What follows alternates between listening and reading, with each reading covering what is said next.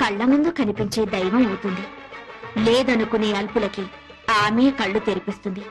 నైవేద్యాన్ని ఆ అమ్మనే పిలిచి తినిపించాడు ఓ చిన్న పూజారి. ఓం శ్రీ కనకదుర్గా దేవి దత్తాత్రేయ, నేను ట్రస్టీ గారితో మాట్లాడొస్తాను. త్వరగా నైవేద్యం పెట్టేసి మేయర్ గారింటికి ప్రసాదం పట్టుకెళ్ళాలి. నేను వేద పాఠశాలకు వెళ్ళాలి, తొందరగా రండి. అవన్నీ తర్వాత, అమ్మవారికి నైవేద్యం పెట్టాకే వెళ్ళు. నేను ట్రస్టీ గారితో ప్లేట్ల కలెక్షన్ గురించి మాట్లాడి వెంటనే వచ్చేస్తాను. ఎక్కువ మంత్రాలు చదవకుండా త్వరగా కానీ పులిహోర పైన జీడిపప్పు కదలకుండా నైవేద్యం పెట్టు.